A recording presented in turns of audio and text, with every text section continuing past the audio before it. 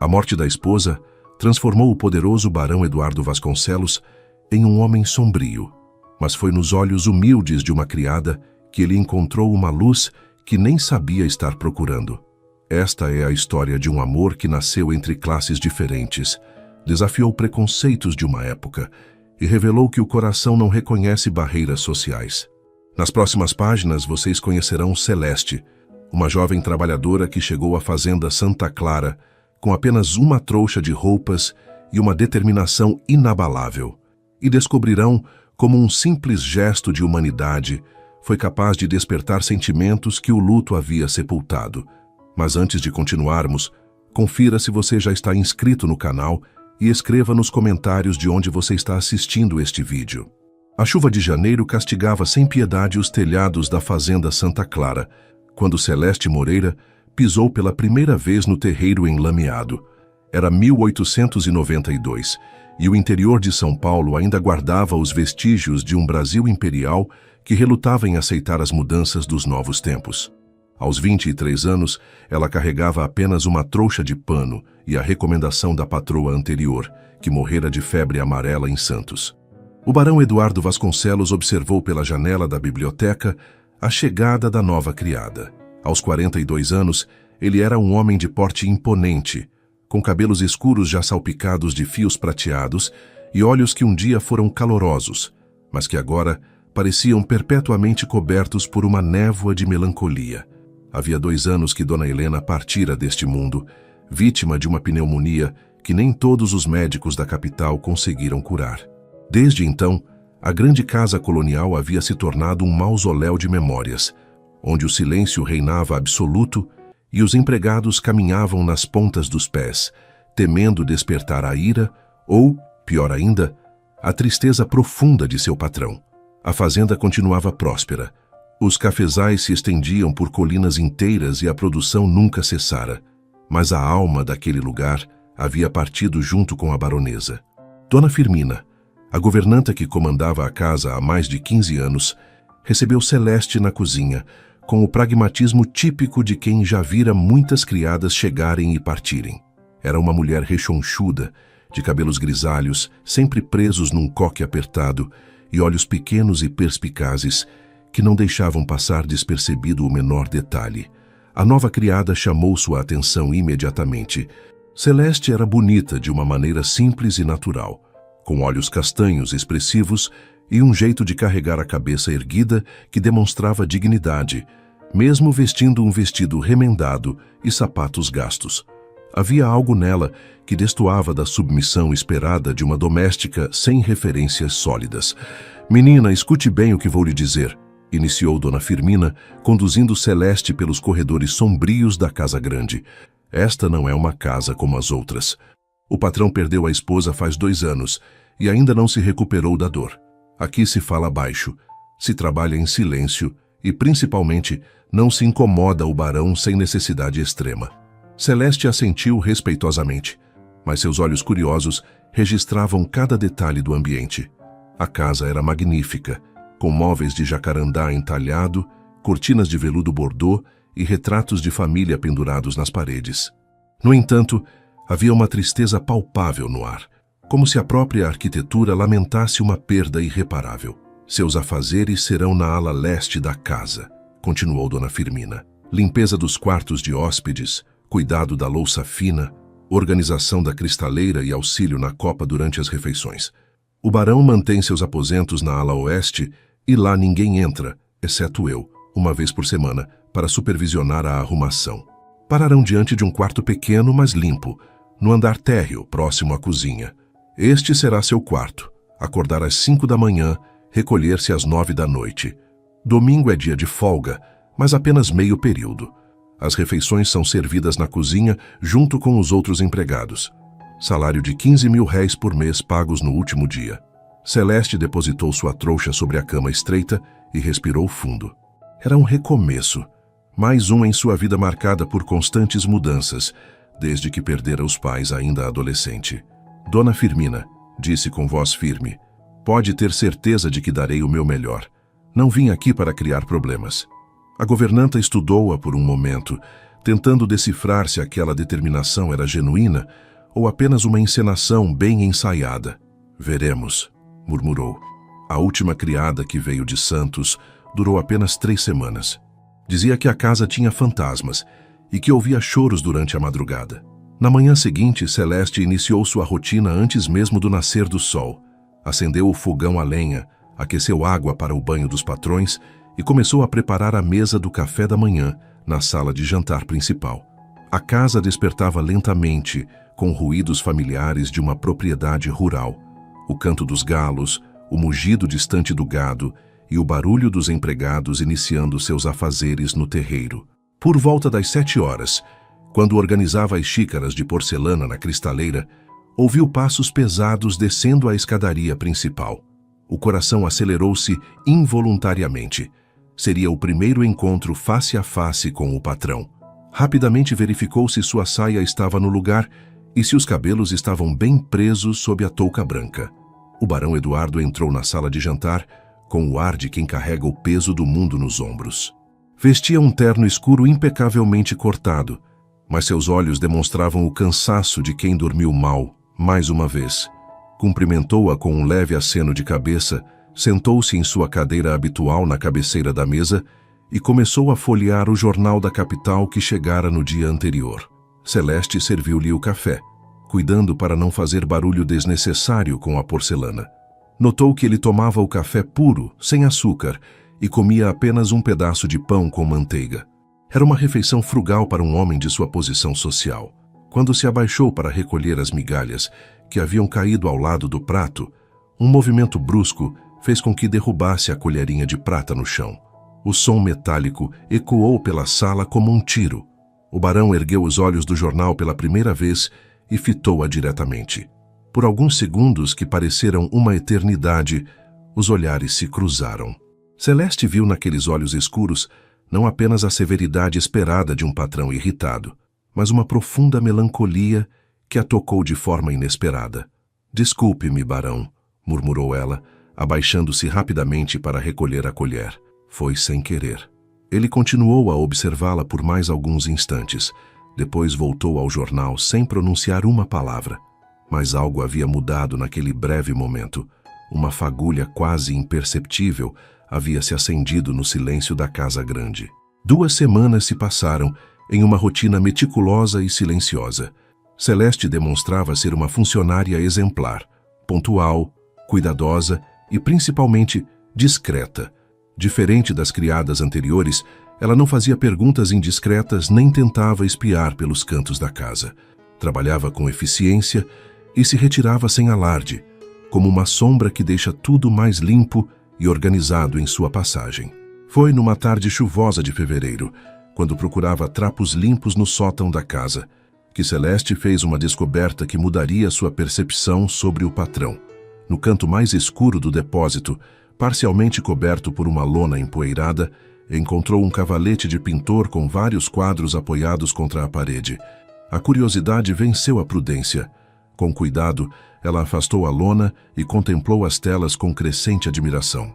Eram paisagens da própria fazenda, retratos delicados de Dona Helena e naturezas mortas pintadas com técnica refinada. As cores eram vivas, os traços seguros, revelando um talento artístico que ela jamais imaginaria encontrar naquele homem austero e melancólico. Um quadro em especial chamou sua atenção. Era um retrato de Dona Helena no jardim da casa, sorrindo de forma espontânea enquanto colhia rosas brancas. A pintura transpirava amor e ternura, mostrando um lado do barão que contrastava completamente com a imagem pública que ele projetava. Celeste percebeu que estava diante dos vestígios de um homem que um dia fora capaz de enxergar beleza no mundo. "O que faz aqui em cima?" A voz grave atrás dela quase a fez derrubar o quadro. O barão Eduardo estava parado na entrada do sótão, com uma expressão que misturava surpresa e irritação. Dona Firmina não disse que o sótão estava liberado para limpeza. "Perdão, barão", gaguejou Celeste, recolocando rapidamente a lona sobre as pinturas. "Estava procurando panos para a limpeza dos cristais e acabei me perdendo. Não toquei em nada, apenas..." Sua voz morreu quando percebeu que ele caminhava em sua direção com passos lentos e deliberados. Ele parou bem próximo a ela e, durante longos segundos, apenas a fitou com uma intensidade perturbadora. Você viu as pinturas? Não era uma pergunta, mas uma constatação. Celeste assentiu timidamente, preparando-se para a demissão inevitável. Eram lindas, murmurou Celeste, surpreendendo a ambos com sua coragem. Principalmente o retrato da baronesa no jardim. Nunca vi nada tão vivo. As palavras saíram antes que ela pudesse contê-las, mas havia uma sinceridade em sua voz que desarmou a irritação inicial do barão. Eduardo permaneceu em silêncio, como se processasse o fato de que alguém, depois de tanto tempo, havia admirado seu trabalho. «Você entende de arte?» perguntou finalmente, com uma curiosidade genuína que não demonstrava há anos. «Não do jeito que pessoas estudadas entendem», admitiu ela. «Mas minha mãe costumava dizer que a arte verdadeira fala direto ao coração, sem precisar de explicações. E suas pinturas? Elas falam, barão. Falam de amor, de saudade, de um tempo que foi bonito». Ele afastou lentamente a lona, revelando novamente as telas esquecidas. «Não pinto desde que ela partiu», disse com voz embargada. «Era Helena quem me inspirava, quem posava pacientemente enquanto eu tentava capturar sua beleza.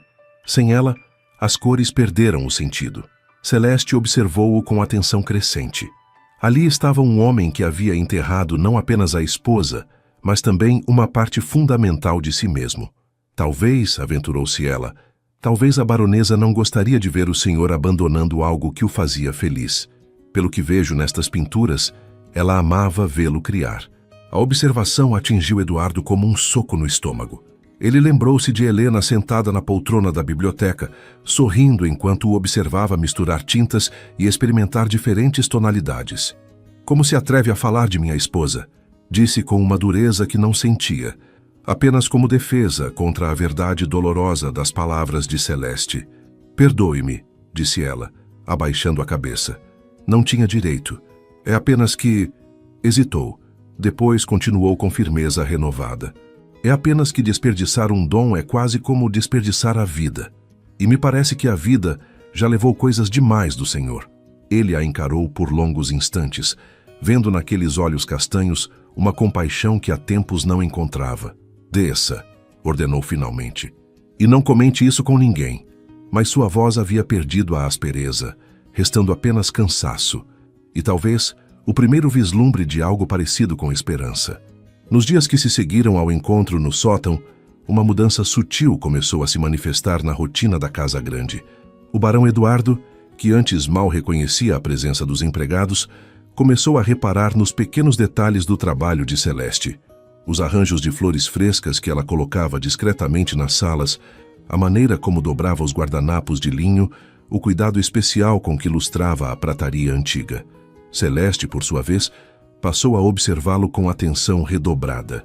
Notou que ele sempre deixava sobras no prato durante as refeições, que suas mãos às vezes tremiam ligeiramente ao segurar a xícara de café e que, quando pensava estar sozinho, seus olhos se perdiam nas paisagens da janela com uma melancolia quase palpável. Foi numa manhã de março, quando servia o café da manhã, que ela tomou uma decisão que contrariava todas as regras estabelecidas por Dona Firmina. Aproximou-se da mesa com uma pequena travessa que não constava do cardápio habitual. «Barão», disse com voz hesitante, «tomei a liberdade de preparar algo diferente hoje. São broinhas de fubá, feitas como minha avó me ensinou. Pensei que talvez o senhor...» Sua voz morreu quando ele ergueu os olhos com uma expressão indecifrável. Eduardo fitou as broinhas douradas ainda quentes e sentiu um aroma familiar que o transportou instantaneamente à infância. Eram exatamente iguais às que a cozinheira de sua mãe preparava na velha fazenda do pai, nos tempos em que a vida parecia mais simples e as manhãs tinham sabor de casa. «Por que fez isso?» perguntou ele, mas havia mais curiosidade que reprovação em sua voz. «Ninguém pediu para alterar o cardápio. O senhor come tão pouco», respondeu Celeste com uma coragem que a surpreendia. «E pensei que talvez algo feito com carinho pudesse trazer algum conforto». Corou imediatamente, percebendo que havia cruzado uma linha que separava a criada respeitosa da mulher que se preocupa genuinamente. Ele pegou uma das broinhas e provou devagar, saboreando não apenas o gosto, mas também a memória afetiva que vinha junto. Está boa, disse simplesmente, mas havia uma suavidade em sua voz que não demonstrava há meses. Muito boa. Foi então que Celeste arriscou um pequeno sorriso, o primeiro que ele viu iluminar seu rosto desde que chegara à fazenda. A transgressão das broinhas abriu uma brecha quase imperceptível no protocolo rígido que governava a casa. Não que as regras tivessem mudado oficialmente. Dona Firmina continuava vigilante e os outros empregados mantinham a postura respeitosa de sempre. Mas entre o barão Eduardo e Celeste, começou a se estabelecer uma comunicação feita de pequenos gestos e olhares que falavam mais que palavras. Ele passou a demorar mais tempo na mesa do café da manhã, folheando o jornal com menos pressa, quando ela estava por perto organizando a louça. Ela, por sua vez, encontrava desculpas para permanecer na sala, ajustar um vaso aqui, lustrar um espelho ali, prolongando sua presença de maneira quase imperceptível. Foi numa tarde de abril, quando uma chuva forte obrigou todos a se recolherem mais cedo, que aconteceu o primeiro diálogo verdadeiro entre eles. Celeste estava na biblioteca, guardando alguns livros que haviam ficado sobre a mesa de leitura, quando o barão entrou procurando um volume específico sobre agricultura. "Você sabe ler?" perguntou ele, observando-a manusear cuidadosamente um exemplar de Machado de Assis. A pergunta não carregava preconceito, apenas uma curiosidade genuína sobre aquela criada que se mostrava diferente das demais a cada dia. "Sim, senhor", respondeu ela, fechando o livro com cuidado. "Meu pai era professor primário numa escola rural. Ele dizia que a leitura era a única herança verdadeira que podia me deixar." Havia orgulho em sua voz, misturado com uma saudade evidente. "E você gosta de Machado?" continuou ele, aproximando-se para ver qual obra ela segurava. Era Dom Casmurro, um dos seus favoritos. Celeste hesitou, como se pisasse em terreno proibido. "Gosto da forma como ele escreve sobre as pessoas. Como consegue mostrar que até os sentimentos mais nobres podem ser complicados. Bentinho amava Capitu, mas não conseguiu confiar nela. Às vezes me pergunto se a desconfiança não machuca mais que a traição em si." Eduardo arregalou os olhos, genuinamente surpreso com a profundidade da observação. "É uma análise interessante", disse, esquecendo momentaneamente a diferença de classes que os separava. "Eu sempre pensei que Machado queria nos mostrar como o ciúme pode destruir até o amor mais sincero. Talvez os dois estejam certos", sugeriu ela com um sorriso tímido. "Talvez seja isso que torna o livro tão verdadeiro." A conversa sobre Machado de Assis foi como uma chave girando numa fechadura há muito tempo trancada. Nos dias seguintes, Eduardo passou a reparar em detalhes que antes lhe escapavam. A inteligência natural de Celeste, sua sensibilidade para questões que iam além de seus afazeres domésticos, a maneira como ela se movia pela casa com uma graça inconsciente que nada tinha a ver com sua condição social. Celeste, por sua vez, começou a compreender que por trás da máscara de severidade havia um homem profundamente ferido, mas não cruel. Suas observações discretas revelaram alguém que lutava contra a tristeza com a única arma que conhecia, o isolamento emocional. Mas ela começou a suspeitar que essa estratégia estava falhando miseravelmente. Foi numa manhã de maio, quando as primeiras geadas anunciavam a chegada do inverno, que ela tomou mais uma decisão que desafiaria as convenções. Ao terminar a limpeza da sala de estar, notou pela janela o estado lamentável do jardim que um dia fora o orgulho da baronesa Helena. As roseiras estavam abandonadas, as bordaduras invadidas por mato e os canteiros que antes exibiam flores coloridas agora abrigavam apenas terra ressecada e folhas mortas. Sem pedir permissão a ninguém, Celeste passou sua folga dominical trabalhando no jardim. Com as próprias mãos, arrancou o mato que sufocava as roseiras, podou os galhos secos e regou a terra ressecada com água que carregou balde por balde desde a cozinha. Não era trabalho para uma criada doméstica, mas ela sentia que deixar aquele espaço morrer seria uma ofensa à memória da mulher que havia sido amada ali. Eduardo descobriu sua atividade por acaso, quando passeava pelo terreiro no final da tarde. Parou a alguns metros de distância, observando-a trabalhar com uma dedicação que o comoveu profundamente. Ela havia trocado o vestido de trabalho por uma saia simples e uma blusa de algodão. e seus cabelos escapavam da trança, moldurando seu rosto suado pelo esforço. "O que pensa que está fazendo?" perguntou ele, aproximando-se com passos decididos. Sua voz carregava mais surpresa que irritação, mas Celeste não soube interpretar o tom e se levantou rapidamente, limpando as mãos sujas na saia. "Perdoe-me, barão", disse ela, com o coração disparado. "Sei que não deveria mexer no jardim sem permissão, mas não suportava ver tudo morrendo. A baronesa amava este lugar, não é? Parece errado deixar que..." Sua voz falhou quando percebeu que ele se aproximava ainda mais, até ficar bem próximo das roseiras que ela havia podado. Eduardo tocou delicadamente uma das roseiras que Celeste havia cuidado, notando os primeiros brotos verdes que começavam a aparecer nos galhos podados. "Helena plantou esta roseira no primeiro ano de nosso casamento", disse com voz baixa, perdido em memórias. "Disse que queria ver as rosas brancas da janela do nosso quarto todas as manhãs." Celeste permaneceu em silêncio, percebendo que ele não estava falando exatamente com ela, mas consigo mesmo, deixando escapar lembranças que havia mantido trancadas por 2 anos. "Ela passava horas aqui", continuou ele, "principalmente nas tardes de domingo. Dizia que conversar com as plantas a ajudava a organizar os pensamentos. Deve ter sido uma mulher especial", murmurou Celeste, escolhendo cuidadosamente as palavras, "para inspirar tanto amor e cuidado." Ele a olhou então, realmente a olhou, como se a visse pela primeira vez. "Por que fez isso?" perguntou, indicando com um gesto o trabalho que ela havia realizado. "Por que se importa com o jardim de uma mulher que nunca conheceu?" A pergunta era mais profunda do que parecia, e Celeste sentiu que sua resposta poderia mudar tudo entre eles. "Por quê?" disse ela, escolhendo as palavras com cuidado. "Às vezes, cuidar daquilo que alguém amou é uma forma de honrar tanto o amor quanto a pessoa. E por quê? Porque não suporto ver beleza morrendo quando pode ser salva." Eduardo sentiu algo se mover em seu peito, uma sensação que não experimentava desde que Helena partira. "Você tem família?" perguntou de repente, mudando completamente o rumo da conversa. "Não mais", respondeu ela simplesmente. "Meus pais morreram de varíola quando eu tinha 16 anos. Desde então, trabalho em casas de família. A senhora que me recomendou para cá foi a última. Era muito bondosa, mas também partiu. Você já amou alguém?" A pergunta saiu antes que ele pudesse se dar conta de sua inadequação.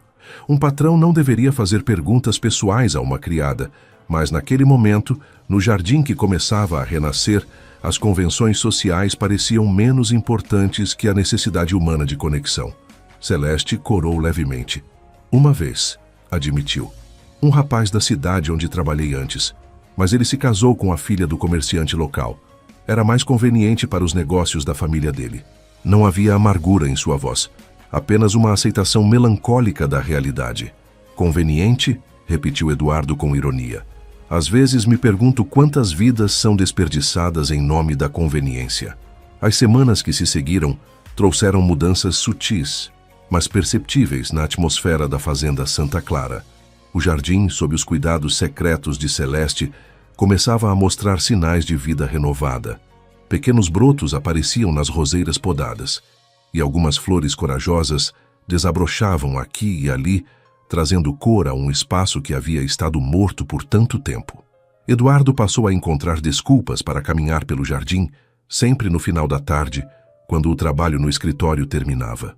Oficialmente, ele inspecionava as reformas necessárias na casa, mas na verdade buscava esses momentos de encontro casual com Celeste, que invariavelmente estava por ali, regando, podando ou simplesmente contemplando o progresso de seu trabalho. Foi numa dessas tardes que aconteceu algo que nenhum dos dois esqueceria. Celeste estava ajoelhada próxima a um canteiro, plantando mudas de sempre-vivas que havia conseguido com a esposa do capataz, quando um dos gatos da fazenda, um siamês travesso chamado Sultão, decidiu ajudar, cavando exatamente onde ela acabara de plantar. "Sultão, não!" exclamou ela, tentando afastar o gato que parecia determinado a desfazer todo o seu trabalho. O animal, interpretando a tentativa de afastá-lo como uma brincadeira, começou a correr em círculos ao redor dela, espalhando terra para todos os lados e fazendo-a tropeçar na própria saia. Eduardo, que observava a cena de longe, Não conseguiu conter o riso. Era a primeira vez em 2 anos que ria genuinamente, não por educação ou convenção social, mas por pura diversão espontânea. O som de sua risada, grave e calorosa, ecoou pelo jardim como música há muito tempo esquecida. Celeste, ainda no chão, lutando com o gato brincalhão, olhou em sua direção e viu no rosto dele uma expressão completamente diferente. O sorriso que acompanhava a risada transformava suas feições, revelando o homem que existia antes da tragédia. Sem conseguir se conter, ela também começou a rir, primeiro timidamente, depois com alegria genuína. Sultão sempre foi um jardineiro terrível, disse Eduardo, aproximando-se para ajudá-la a se levantar. Quando suas mãos se tocaram, dele para erguê-la, dela para aceitar a ajuda, ambos sentiram uma eletricidade que ia muito além do contato físico. Por alguns segundos que pareceram eternos, permaneceram assim, mãos entrelaçadas, olhares conectados, enquanto Sultão continuava sua dança travessa ao redor deles. Obrigada, murmurou Celeste, não se referindo apenas à ajuda para se levantar. A partir daquele riso compartilhado no jardim, uma linha invisível havia sido cruzada. Não que houvesse mudanças drásticas na rotina da casa. Dona Firmina continuava vigilante, os outros empregados mantinham suas funções e as convenções sociais permaneciam aparentemente intocadas.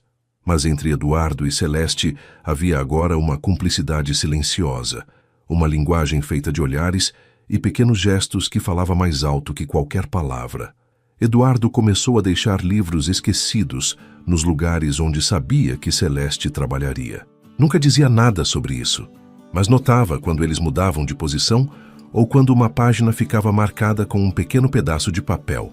Ela, por sua vez, passou a deixar pequenos arranjos de flores nos ambientes que ele mais frequentava, sempre com a desculpa de que eram flores que estragaram no jardim e precisavam ser aproveitadas. Dona Firmina, com sua experiência de décadas cuidando daquela casa, começou a perceber as mudanças sutis. O patrão demorava mais nas refeições. Perguntava ocasionalmente sobre o andamento de pequenos serviços domésticos que antes nunca lhe interessaram e, detalhe que não escapou ao seu olho treinado, parecia ter recuperado parte do apetite que havia perdido desde a morte da esposa.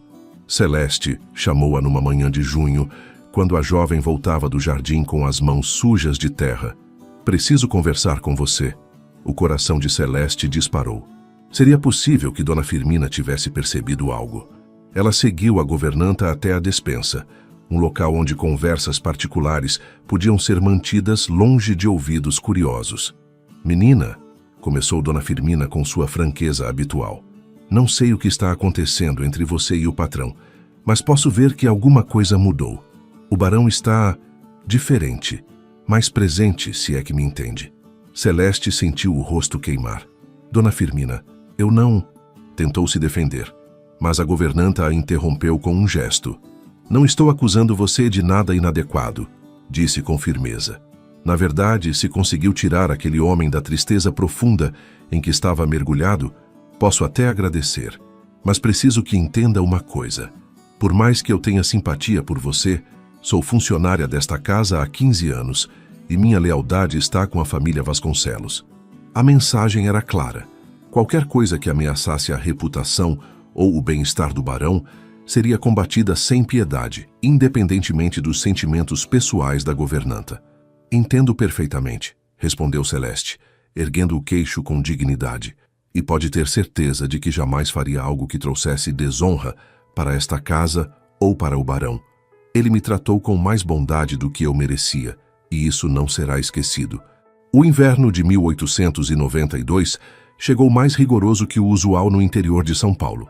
As madrugadas geladas obrigavam todos a se recolherem mais cedo, e as tardes encurtadas criavam uma atmosfera de intimidade forçada dentro da casa grande.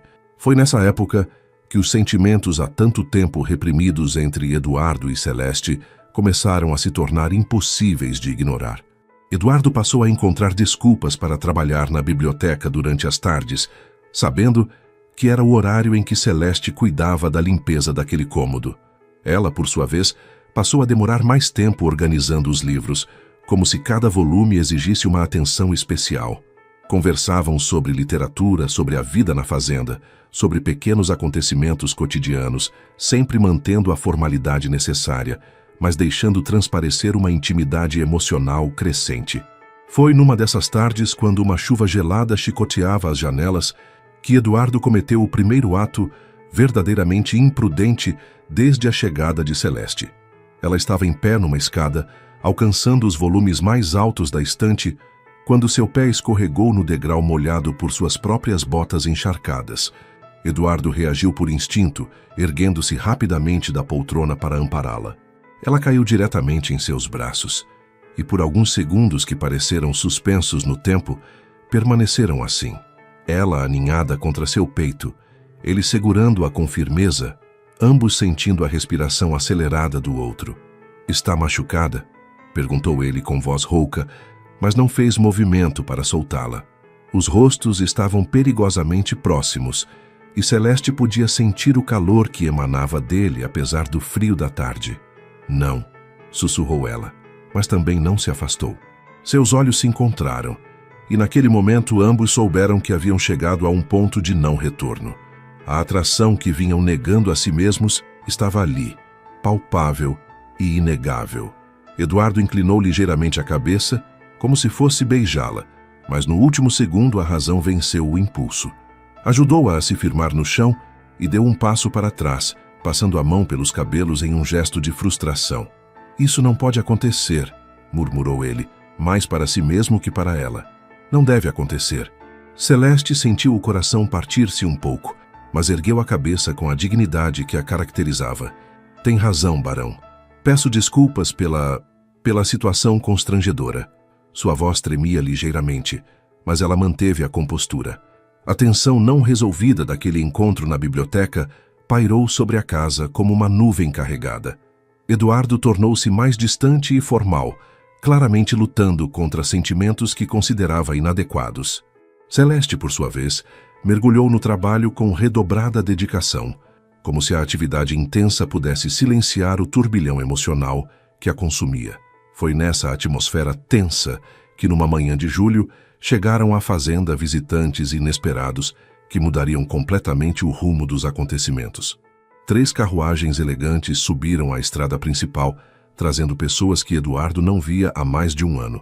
Albertina Vasconcelos, sua cunhada viúva, chegou acompanhada de sua filha Isabela e de um homem que Celeste não conhecia, mas que pela postura e vestimenta claramente pertencia à alta sociedade paulistana. Dona Firmina entrou em pânico organizativo, mobilizando toda a criadagem para preparar os quartos de hóspedes e ajustar a casa para receber visitas de tal importância. "Eduardo, querido", exclamou Albertina ao descer da carruagem, abraçando o cunhado com efusividade calculada. "Que alegria vê-lo novamente. Estava preocupada com você. Isolado aqui neste fim de mundo, sem companhia adequada." Isabela, uma jovem de 22 anos, bonita à maneira convencional da época, cumprimentou o tio com um sorriso que Celeste, observando discreta de uma janela, achou demasiadamente caloroso para uma sobrinha. O terceiro visitante foi apresentado como Comendador Augusto Pereira Silva, um dos homens mais influentes de São Paulo, segundo Albertina. Durante o jantar servido na sala de jantar principal com toda a pompa que a ocasião exigia, Celeste auxiliava no serviço junto com os outros criados. Foi assim que ouviu, sem querer, uma conversa que a gelou até os ossos. "Eduardo", dizia Albertina, enquanto saboreava o vinho do Porto que ele guardava para ocasiões especiais. "Já se passaram 2 anos desde que nossa querida Helena nos deixou. Não acha que é hora de reconstruir sua vida?"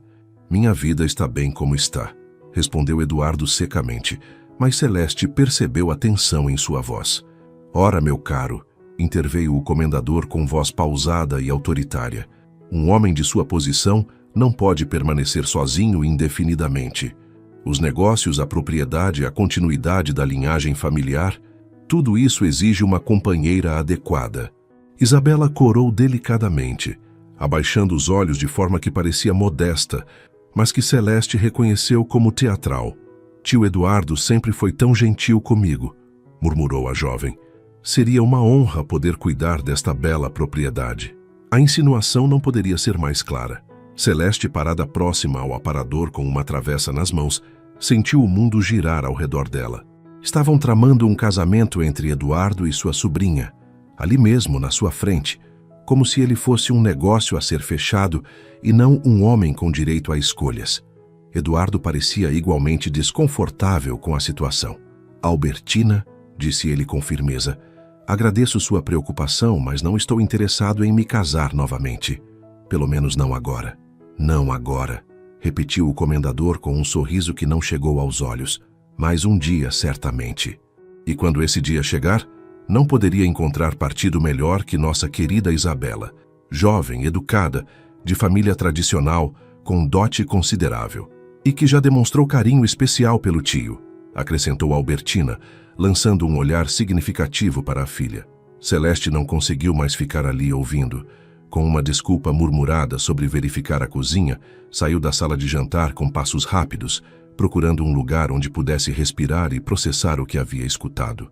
Acabou no jardim, apesar do frio cortante da noite de inverno. As roseiras que ela havia salvado estavam adormecidas pela estação, mas suas silhuetas escuras contra o céu estrelado lembravam-na de que a vida sempre encontra uma forma de resistir, mesmo nas circunstâncias mais adversas. Foi ali que Eduardo a encontrou 20 minutos depois. Celeste, chamou ele suavemente, aproximando-se com cuidado. Está com frio. Deveria entrar. Ela não se virou imediatamente. Eles querem que o senhor se case com sua sobrinha, disse sem rodeios. Ouvi a conversa. Eduardo suspirou pesadamente. Albertina sempre foi persistente em suas opiniões sobre o que é melhor para a família. Mas isso não significa que eu vá acatar seus planos. E se fosse a coisa certa a fazer?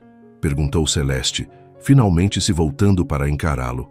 Ela é jovem, bonita, da sua classe social, poderia lhe dar filhos, continuar a linhagem da família. Pare, interrompeu ele, aproximando-se mais. Não diga essas coisas. Por que não? Insistiu ela com lágrimas começando a formar em seus olhos. São verdades que precisa enfrentar. Eu sou apenas uma criada, Eduardo. Uma criada que se esqueceu do seu lugar e permitiu que sentimentos inadequados... Sua voz falhou. Ele deu mais um passo em direção a ela. Celeste... Não, disse ela recuando. Não torne isso mais difícil do que já é. Eduardo parou de tentar se aproximar, mas seus olhos não se desviaram do rosto dela. Você quer saber a verdade? Disse com voz baixa e intensa. A verdade é que não consigo mais fingir que você é apenas mais uma criada para mim. A verdade é que quando acordo de manhã, a primeira coisa em que penso é em encontrá-la na sala de jantar. A verdade é que suas mãos cuidando do jardim de Helena me trouxeram mais paz que 2 anos de luto solitário. As palavras caíram entre eles como pedras numa água parada, criando ondas que não poderiam ser desfeitas. Celeste sentiu o coração disparar, mas ao mesmo tempo uma tristeza profunda a invadiu. Eduardo, murmurou ela, usando seu nome próprio pela primeira vez. Isso não pode levar a nada. O senhor sabe disso. Sei, admitiu ele, passando a mão pelos cabelos. Sei que é loucura. Sei que vai contra tudo que a sociedade espera. Sei que pode destruir minha reputação e a sua também. Mas ele hesitou.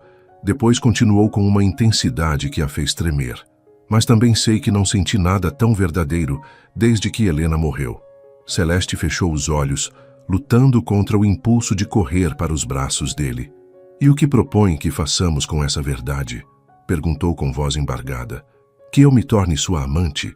Que viva às escondidas, sendo desprezada pelos outros empregados e pela sociedade?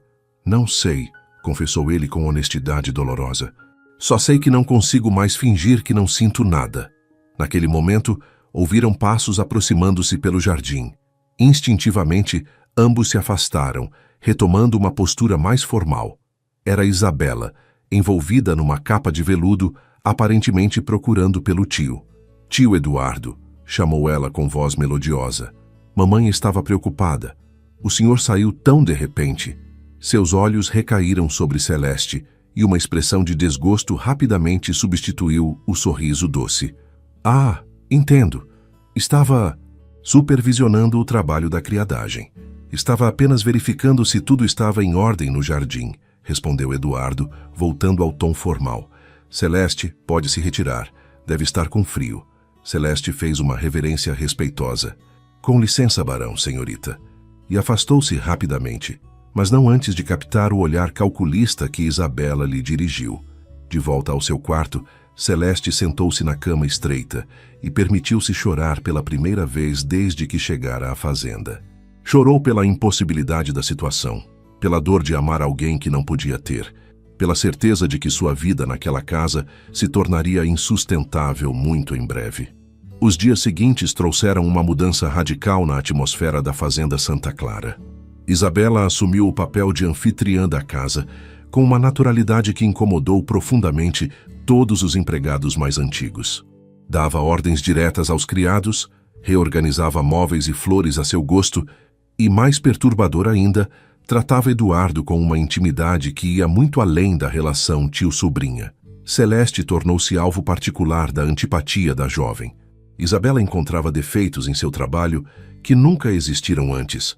Fazia comentários ácidos sobre a inadequação de certas criadas para casas de família tradicional e, sempre que possível, interrompia qualquer momento em que Celeste e Eduardo pudessem estar no mesmo ambiente. Tio, disse Isabela numa manhã quando Eduardo tomava café sozinho na sala de jantar, notei que o jardim está sendo cuidado de forma amadora. Talvez fosse melhor contratar um jardineiro profissional.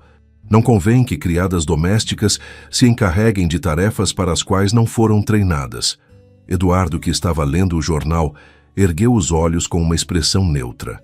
O jardim está muito bem cuidado, melhor do que esteve nos últimos 2 anos. Ah, mas o senhor pode não ter notado certas inadequações, insistiu Isabela, sentando-se mais próxima a ele.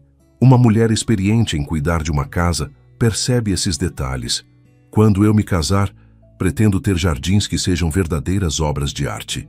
A insinuação não era sutil. Eduardo dobrou o jornal e a encarou diretamente. Isabela, preciso ser claro com você sobre uma coisa. Não tenho intenção de me casar novamente com ninguém.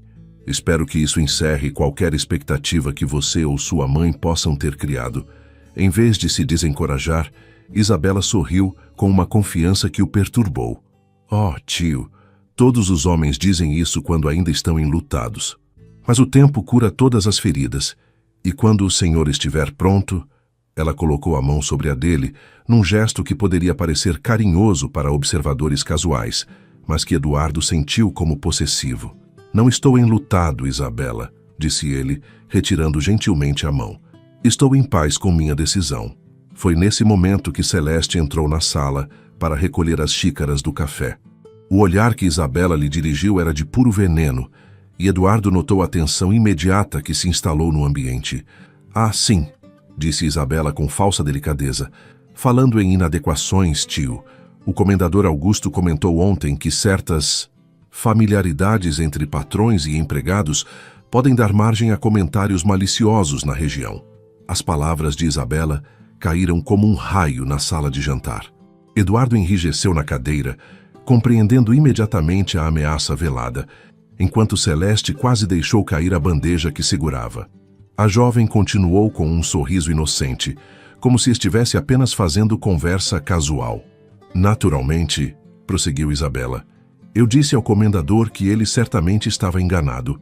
Um homem da posição do tio jamais se rebaixaria a certas impropriedades.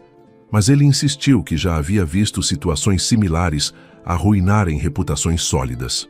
Eduardo levantou-se lentamente da mesa, sua expressão tornando-se perigosa. Isabela, sugiro que você e o comendador se concentrem em seus próprios assuntos e deixem os meus em paz. Oh, mas tio, disse ela fingindo surpresa. Somos família. Seus assuntos são nossos assuntos também. Mamãe e eu só queremos protegê-lo de mal-entendidos desnecessários. Celeste, que havia ficado paralisada durante a troca de palavras, finalmente recuperou a voz. Com licença, murmurou, dirigindo-se rapidamente para a saída. Mas Isabela não tinha terminado. Na verdade, menina, chamou ela com autoridade, já que está aqui, Talvez possa nos ajudar a esclarecer esses mal-entendidos. Você tem trabalhado proximamente com meu tio ultimamente? A pergunta era uma armadilha óbvia, e Eduardo interveio antes que Celeste pudesse responder. Chega, disse com voz cortante. Celeste, pode se retirar. Isabela, quero falar com você em particular. Mas Celeste não se moveu. Em vez disso, ergueu a cabeça com uma dignidade que surpreendeu a todos os presentes, inclusive ela mesma. Na verdade, disse com voz clara e firme, gostaria de esclarecer qualquer mal-entendido de uma vez por todas. Eduardo tentou interrompê-la. Celeste, não... O barão tem sido um patrão justo e respeitoso desde o dia em que cheguei a esta casa, continuou ela, olhando diretamente para Isabela. Se alguém está insinuando algo impróprio, essa pessoa está mentindo ou tem intenções maliciosas. Trabalhei em outras casas antes desta e sei reconhecer a diferença entre um homem honrado e aqueles que não são. A coragem de Celeste defendê-lo, mesmo sabendo que isso poderia custar-lhe o emprego, tocou Eduardo profundamente, mas também o alarmou, pois percebia que Isabela estava armando uma situação da qual nenhum deles sairia ileso. Que interessante, murmurou Isabela com um brilho malicioso nos olhos. Uma criada que se sente no direito de dar sermões sobre moral e insinuar que eu estou mentindo. Tio, isso não confirma exatamente o que eu estava dizendo sobre familiaridades inadequadas? A situação havia chegado a um ponto crítico. Eduardo percebeu que Isabela havia orquestrado cuidadosamente aquela confrontação, provavelmente com a orientação de sua mãe e do comendador. Era uma jogada calculada para forçá-lo a uma decisão. Ou se livrava de Celeste publicamente, reafirmando sua posição social e abrindo caminho para o casamento que eles desejavam, ou seria visto como um homem que havia perdido o controle sobre sua própria casa. Isabela, disse Eduardo com voz controlada, mas ameaçadora, você passou dos limites. Celeste é uma funcionária exemplar desta casa e não tolerarei que seja desrespeitada por ninguém, família ou não. Tio, respondeu Isabela com falsa preocupação, compreendo que o senhor queira defender seus funcionários, mas quando uma criada se comporta de forma presumida e outros começam a comentar, ela deixou a frase no ar, permitindo que a implicação ficasse clara. Foi então que Albertina apareceu na porta da sala de jantar, como se tivesse estado esperando o momento certo para fazer sua entrada. Eduardo, querido, disse com voz melosa, ouvi vozes alteradas. Algum problema? Nenhum problema que não possa ser resolvido rapidamente, respondeu Eduardo, mas Celeste percebeu a tensão em sua mandíbula. Na verdade, mamãe, disse Isabela rapidamente, estava apenas sugerindo ao tio que talvez fosse hora de fazer algumas mudanças na criadagem. Certas pessoas parecem ter esquecido qual é o seu lugar nesta casa. Albertina dirigiu um olhar avaliativo para Celeste, que permanecia ereta, mas claramente abalada pela situação. Ah, entendo, murmurou a mulher mais velha. Bem, Eduardo, você sabe que em casas bem administradas é essencial manter a hierarquia adequada. Funcionários que se tornam excessivamente familiares podem causar todo tipo de problemas. Eduardo sentiu-se encurralado.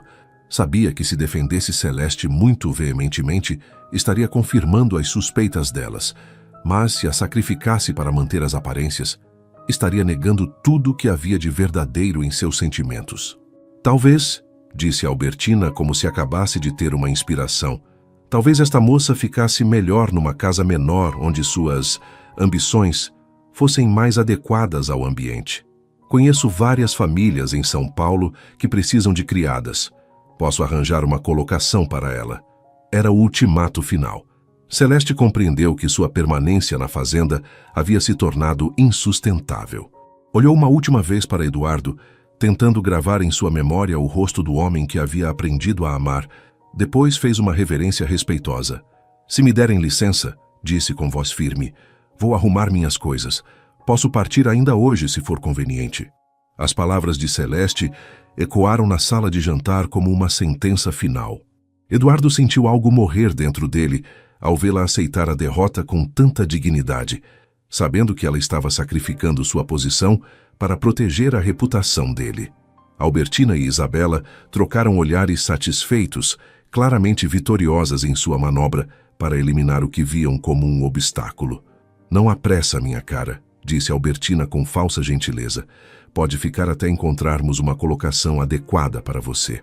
Obrigada, respondeu Celeste, mas prefiro partir hoje mesmo. Já causei inconvenientes suficientes a esta casa. Olhou brevemente para Eduardo, e ele viu nos olhos dela uma mistura de amor e resignação que o despedaçou. Celeste, aguarde, disse ele, mas ela já havia saído da sala com passos decididos.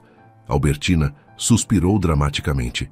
Ah, Eduardo, sei que é difícil tomar decisões firmes, mas às vezes é necessário para o bem de todos. Uma casa sem ordem adequada é como um navio sem capitão. Eduardo não respondeu. Saiu da sala sem uma palavra, deixando as duas mulheres para trás, e dirigiu-se aos seus aposentos. Precisava pensar, precisava encontrar uma solução que não envolvesse simplesmente assistir ao amor de sua vida desaparecer para sempre. Enquanto isso, no quarto dos fundos, Celeste arrumava suas poucas pertences com mãos trêmulas. Dona Firmina apareceu na porta, claramente perturbada com os acontecimentos. Menina, disse a governanta, você tem certeza de que quer partir assim de repente? Posso falar com o barão, explicar que... Não, Dona Firmina, interrompeu Celeste gentilmente. Algumas situações não têm solução simples. É melhor assim. Fechou sua trouxa e virou-se para a mulher mais velha. A senhora foi muito boa comigo. Nunca vou esquecer. Dona Firmina abraçou-a impulsivamente, algo raro em sua natureza controlada. Você trouxe vida de volta a esta casa, sussurrou. E não sei o que vai acontecer depois que sair daqui. Celeste estava prestes a sair pela porta dos fundos, evitando encontros desnecessários, quando ouviu passos apressados atrás dela. Era Eduardo, com o cabelo desalinhado e uma expressão desesperada no rosto. Não vá, disse ele simplesmente. Preciso ir, respondeu ela sem se virar completamente. Os dois sabemos que não há alternativa. E se houvesse? Insistiu ele, aproximando-se. E se eu não me importasse com o que as pessoas vão dizer? Celeste finalmente se virou, e ele viu lágrimas correndo pelo seu rosto. Mas eu me importo, disse com voz embargada. Não posso ser a causa da sua ruína social. Não posso viver sabendo que, por minha causa, você perdeu o respeito que levou uma vida inteira para construir. Eduardo aproximou-se mais, tomando as mãos dela entre as suas, ignorando completamente qualquer propriedade social. Celeste, escute-me. Passei 2 anos morto por dentro, apenas existindo sem realmente viver. Você me trouxe de volta à vida. Isso vale qualquer preço que eu tenha que pagar. Não diga isso, sussurrou ela. Não quando sabe que não pode ser verdade. É verdade, insistiu ele com intensidade. E vou provar. Soltou uma de suas mãos e tirou do bolso um papel dobrado. Esta é a escritura de uma pequena propriedade que possuo em Santos. Uma casa com terreno suficiente para uma vida simples, mas digna. Celeste franziu o sobrancelho confusa. Eduardo, o que... Case-se comigo, disse ele interrompendo-a. Não como barão e criada, mas como homem e mulher. Iremos para Santos, longe daqui, longe dos preconceitos e das convenções. Podemos recomeçar. A proposta deixou Celeste sem fôlego. Por um momento, permitiu-se imaginar a vida que ele estava oferecendo. Uma existência simples, mas ao lado do homem que amava, livre dos olhares julgadores e das convenções sociais que os separavam. E a fazenda? Perguntou com voz trêmula. Sua vida aqui, sua posição social, tudo o que construiu? Albertina pode ficar com a fazenda, respondeu ele sem hesitação. Já administra informalmente há meses desde que chegou. E minha posição social? Ele sorriu com amargura. Que valor tem uma posição social se me impede de ser feliz? Eduardo, murmurou ela, você está falando por impulso. Quando a paixão passar, vai se arrepender. Vai se lembrar de tudo que perdeu por minha causa e... Ele calou-a colocando gentilmente os dedos sobre seus lábios. A paixão pode passar, disse com seriedade. Mas o amor verdadeiro, o respeito mútuo, a admiração que sinto por sua coragem e inteligência, isso não passa, Celeste. Isso só cresce. Ela fechou os olhos, lutando contra o impulso de dizer sim, de aceitar aquela chance de felicidade que parecia impossível. Mas quando os reabriu, havia uma resolução dolorosa em seu olhar. Não posso. disse finalmente. Não posso ser a causa de você abrir mão de tudo. Se realmente me ama, deve entender que minha felicidade não pode ser construída sobre sua ruína. Eduardo sentiu o mundo desabar ao seu redor. Então é isso? Vamos simplesmente desistir do que temos? Não temos nada, respondeu ela com uma firmeza que custou-lhe todas as forças. Temos apenas um sonho impossível que precisa acabar antes que cause mais dor a ambos. Eduardo permaneceu em silêncio por longos momentos, processando a recusa de Celeste. Podia ver nos olhos dela que a decisão estava causando-lhe tanto sofrimento quanto a ele, mas também podia perceber a determinação inabalável de protegê-lo, mesmo que isso significasse seu próprio sacrifício. Você está cometendo um erro, disse finalmente com voz embargada. Está escolhendo uma nobre agonia em vez de uma felicidade verdadeira. Talvez, admitiu ela, mas é um erro que posso viver com ele. Não poderia viver sabendo que destruí sua vida por egoísmo. Naquele momento, ouviram vozes aproximando-se. Albertina e Isabela, provavelmente procurando por Eduardo. Celeste pegou sua trouxa e dirigiu-se rapidamente para a saída. Celeste, chamou ele uma última vez. Eu a amo. Isso não vai mudar, não importa onde você esteja ou com quem eu possa vir a me casar. Ela parou, mas não se virou. E eu o amo, sussurrou. Mas às vezes, amar significa deixar ir. Eduardo viu-a desaparecer pela porta dos fundos, carregando apenas sua pequena trouxa e o coração partido. Permaneceu ali, imóvel, até que as vozes de Albertina e Isabela se tornaram mais próximas. Então, com um suspiro que parecia carregar o peso do mundo, voltou para dentro da casa. Eduardo, exclamou Albertina ao encontrá-lo no corredor. Finalmente, estávamos procurando por você. Isabela teve uma ideia maravilhosa sobre a reorganização dos quartos, agora que temos mais espaço disponível. Ele olhou para a cunhada e a sobrinha com uma expressão que nenhuma das duas soube interpretar. Havia algo diferente ali, uma frieza que não existia antes. Albertina, disse com voz controlada, preciso esclarecer algumas coisas. Primeiro, a fazenda continua sendo minha, e eu tomo as decisões aqui. Segundo, não tenho nem nunca terei interesse em me casar com Isabela ou com qualquer outra pessoa que vocês possam sugerir. Mas Eduardo, protestou Albertina, você não pode ficar sozinho para sempre. E depois do que aconteceu hoje, com aquela criada presunçosa... O que aconteceu hoje, interrompeu ele com dureza, foi que vocês conseguiram afastar de minha casa a única pessoa que me trouxe um pouco de paz nos últimos 2 anos. Espero que estejam satisfeitas. Isabela tentou uma aproximação mais suave. Tio, entendo que esteja chateado, mas foi pelo seu bem. Uma casa precisa de ordem, e aquela moça estava claramente se esquecendo de qual era seu lugar. Seu lugar, repetiu Eduardo com um sorriso amargo, era ao meu lado, e vocês a expulsaram. Virou-se e começou a subir as escadas. Sugiro que façam as malas. Partem amanhã pela manhã. O outono de 1893 chegou mais cedo que o esperado, trazendo consigo ventos frios que anunciavam mudanças profundas.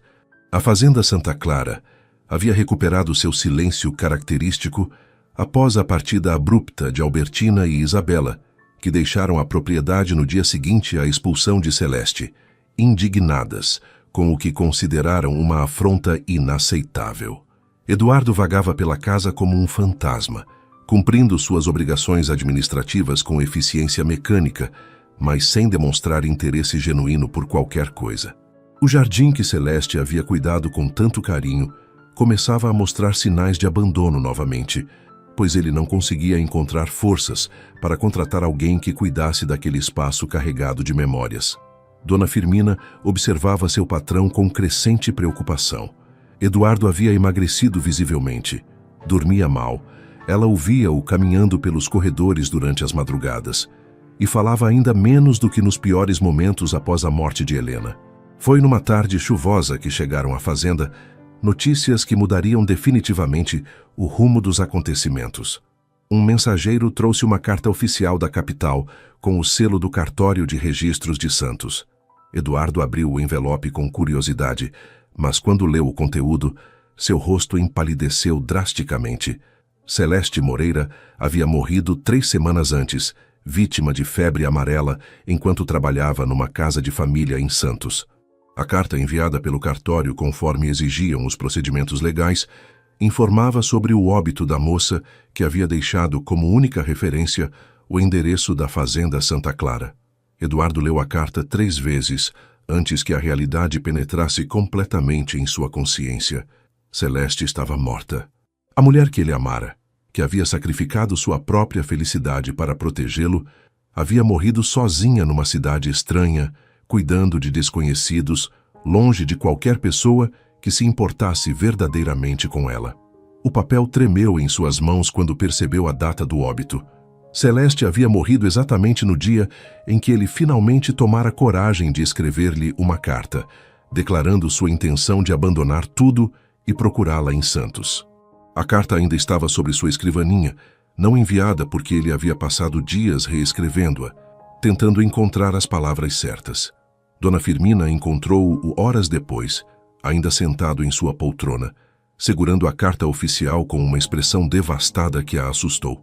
"Barão", chamou Dona Firmina suavemente, "aconteceu alguma coisa?" Ela notara que Eduardo não havia tocado no almoço e que permanecia imóvel na biblioteca desde que recebera a correspondência. Eduardo ergueu os olhos e a governanta viu ali uma dor que ia muito além do luto. Era a agonia de alguém que carregaria para sempre o peso do remorso. "Celeste morreu", disse com voz quase inaudível. "Morreu em Santos, há 3 semanas. Dona Firmina sentiu as pernas falharem. Apoiou-se no encosto da poltrona processando a notícia terrível. Como? Ela era tão jovem, tão saudável. "Febre amarela", respondeu ele, estendendo a carta oficial. "Estava trabalhando numa casa próxima ao porto. Você sabe como a doença se espalha rapidamente nessas áreas." A governanta leu o documento com crescente horror. "Meu Deus", sussurrou. "A pobre menina, sozinha, numa cidade estranha." Suas próprias lágrimas começaram a cair. "Se ao menos tivéssemos sabido, poderíamos ter o quê?" interrompeu Eduardo com amargura. "Eu a expulsei desta casa.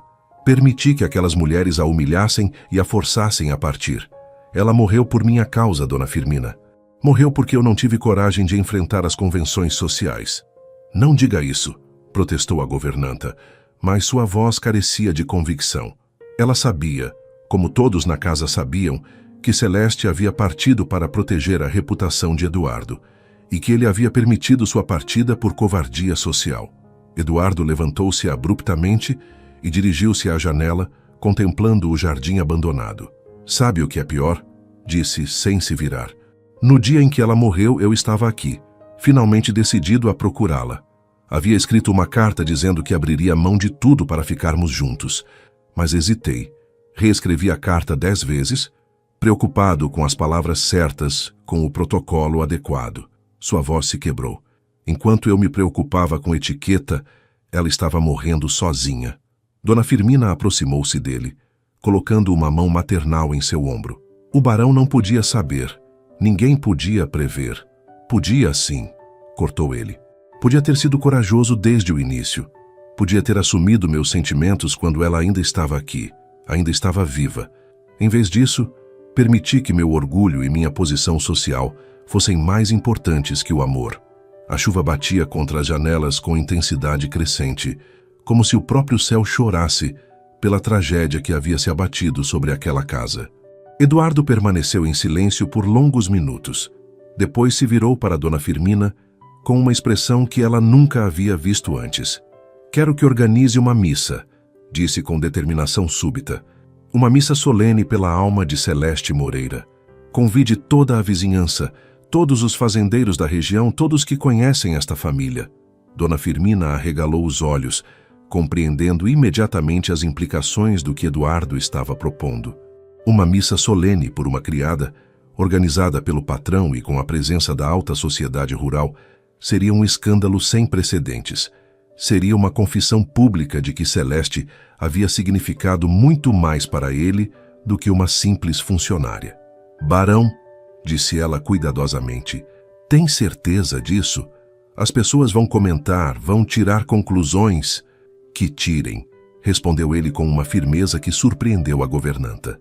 que digam exatamente o que era verdade, que Celeste Moreira era uma mulher extraordinária, que merecia muito mais do que este mundo lhe ofereceu, que era inteligente, corajosa e bondosa, que trouxe vida de volta a esta casa quando todos achavam isso impossível. Dona Firmina hesitou. E se perguntarem por que o senhor está fazendo isso? Eduardo olhou diretamente nos olhos da mulher que havia servido sua família por tantos anos. Direi a verdade. Direi que a amei e que fui covarde demais para assumir esse amor enquanto ela estava viva. Direi que minha covardia a matou tão certamente quanto a febre amarela. Barão, protestou a governanta, mas ele a interrompeu. Não, dona Firmina. Passei a vida inteira preocupado com o que as pessoas pensariam, com manter as aparências, com preservar uma reputação que, no final das contas, não vale nada se é construída sobre a negação da verdade. Sua voz ganhou intensidade. Celeste morreu protegendo minha reputação. A menor coisa que posso fazer agora é honrar sua memória publicamente, custe o que custar. A missa foi marcada para o domingo seguinte na capela da fazenda, um pequeno edifício de pedra que Helena havia mandado construir nos primeiros anos de casamento. Eduardo pessoalmente redigiu os convites, que foram entregues a todas as famílias importantes da região. O texto era simples, mas carregado de significado. Eduardo Vasconcelos convida para a missa solene pela alma de Celeste Moreira, que viveu com dignidade e partiu cedo demais deste mundo. A notícia se espalhou pela região como fogo na palha seca. Nas casas grandes, nas vendas da cidade, nos encontros sociais, só se falava da estranha iniciativa do Barão de Santa Clara. Alguns especulavam sobre uma possível ligação romântica. Outros sugeriam que ele havia enlouquecido de tanto luto, mas todos concordavam em uma coisa. Seria o evento social mais comentado do ano. No domingo marcado, a chapel ficou lotada. Curiosos, amigos, vizinhos, todos vieram, movidos pela mistura de respeito pelo Barão Eduardo e pela irresistível curiosidade sobre seus motivos. Até Albertina e Isabela compareceram, vindas especialmente de São Paulo, com rostos que misturavam indignação e expectativa morbosa. Eduardo entrou na capela vestindo seu melhor terno preto, mas sem a gravata de luto que usara desde a morte de Helena. Seus passos ecoaram no silêncio tenso, e todos os presentes perceberam que havia algo diferente nele, uma serenidade que contrastava com a agitação que certamente deveria estar sentindo. O padre, um homem idoso que conhecia a família Vasconcelos há décadas, conduziu a cerimônia com dignidade, mas era visível seu desconforto com a situação inusitada. Quando chegou o momento da homilia, Eduardo levantou-se e caminhou até o altar, indicando que desejava falar. Um murmúrio percorreu a capela. Era altamente irregular que um leigo fizesse um discurso durante uma missa, mas ninguém ousou protestar. O barão Eduardo Vasconcelos sempre fora respeitado na região, e sua palavra tinha peso. Meus caros vizinhos e amigos, começou ele com voz clara e firme, sei que muitos de vocês se perguntam por que organizei esta cerimônia em memória de uma jovem que trabalhou apenas alguns meses em minha casa. Permitam-me esclarecer essa questão de uma vez por todas. O silêncio na capela tornou-se absoluto. Albertina e Isabela se entreolharam, pressentindo o que estava por vir. Celeste Moreira não era apenas uma criada, continuou Eduardo, olhando diretamente para a Assembleia. Era uma mulher de inteligência excepcional, de caráter irrepreensível e de uma bondade que trouxe luz de volta a esta casa depois de anos de escuridão. Era também a mulher que eu amei profundamente e que nunca tive coragem de assumir publicamente.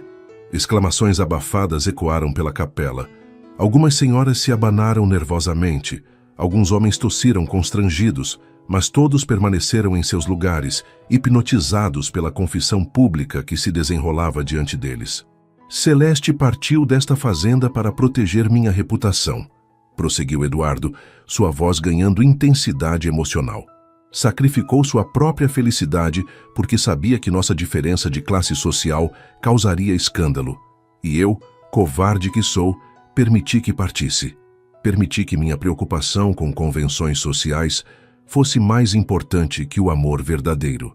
Albertina levantou-se abruptamente, o rosto vermelho de indignação, mas Eduardo continuou sem dar-lhe atenção. Celeste morreu sozinha em Santos, cuidando de estranhos, vítima de febre amarela. Morreu no exato dia em que eu finalmente decidira procurá-la e pedir-lhe em casamento. Mas era tarde demais. Minha covardia a matou tão certamente quanto a doença. Lágrimas começaram a correr pelo rosto de várias pessoas na assistência. Dona Firmina, sentada numa das primeiras fileiras, chorava abertamente. Esta missa não é apenas uma homenagem a Celeste, disse Eduardo, sua voz se quebrando ligeiramente. É minha confissão pública de que fui um covarde e um tolo. É meu pedido de perdão a uma mulher que não pode mais me ouvir. E é minha promessa de que viverei o resto de meus dias honrando sua memória, sendo o homem corajoso que ela merecia que eu fosse. O silêncio que se seguiu à confissão de Eduardo foi ensurdecedor.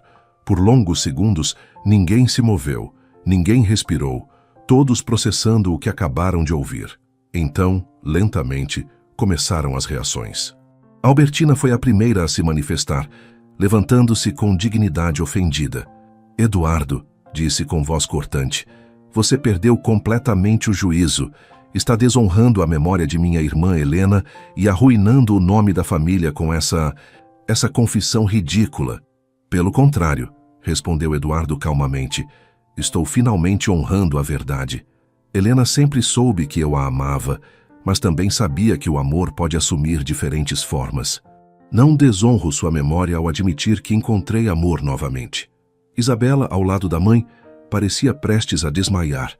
Toda sua estratégia cuidadosamente planejada para conquistar o tio havia desmoronado de forma espetacular e pública.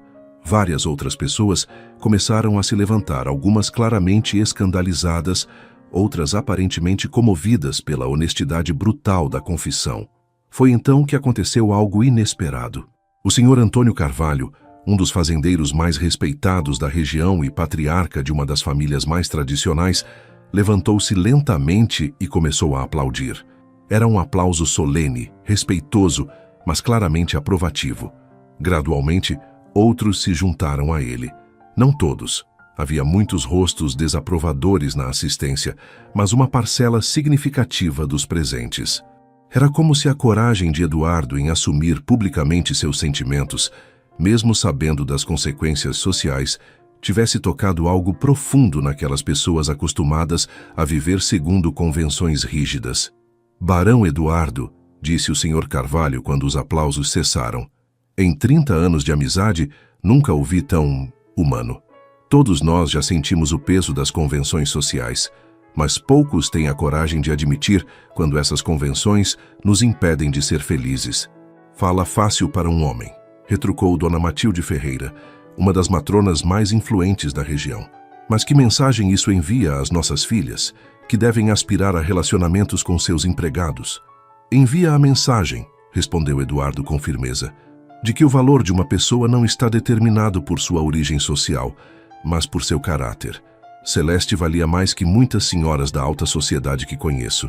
A provocação foi direta demais para ser ignorada. Vários murmúrios indignados se elevaram, mas Eduardo não recuou. Sei que muitos de vocês nunca me perdoarão por esta confissão, continuou ele. Sei que minha reputação social está arruinada, mas prefiro viver com a verdade na consciência do que com mentiras socialmente aceitas. Nos meses que se seguiram à missa pela alma de Celeste, a vida de Eduardo mudou drasticamente. Como previra, sofreu uma espécie de ostracismo social. Muitas famílias da região passaram a evitá-lo, convites para eventos sociais cessaram e sua posição na hierarquia rural local foi severamente abalada. Mas, paradoxalmente, pela primeira vez em anos, Eduardo sentia-se em paz consigo mesmo.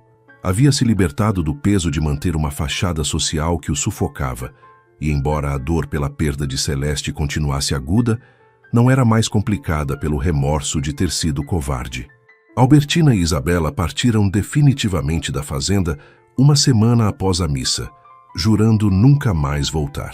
Antes de partir, Albertina fez uma última tentativa de fazê-lo reconsiderar. Eduardo, disse ela na despedida, você ainda pode consertar isso. Pode dizer que estava temporariamente transtornado pelo luto, que não sabia o que estava dizendo. As pessoas vão entender. Não, respondeu ele simplesmente. Disse exatamente o que queria dizer. Pela primeira vez na vida, fui completamente honesto. Com a partida das cunhadas, Eduardo reorganizou sua vida de forma radical. Vendeu parte das terras da fazenda, ficando apenas com o suficiente para uma vida confortável, mas sem ostentação. Com o dinheiro da venda, estabeleceu um fundo que oferecia bolsas de estudo para jovens talentosos de origem humilde, sua forma de honrar a memória de Celeste e de seus pais professores.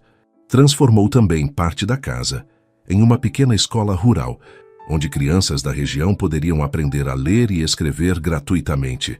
Contratou 2 professores da capital e supervisionava pessoalmente o projeto, encontrando nisso um propósito que há muito tempo havia perdido. O jardim que Celeste havia cuidado tornou-se seu projeto pessoal.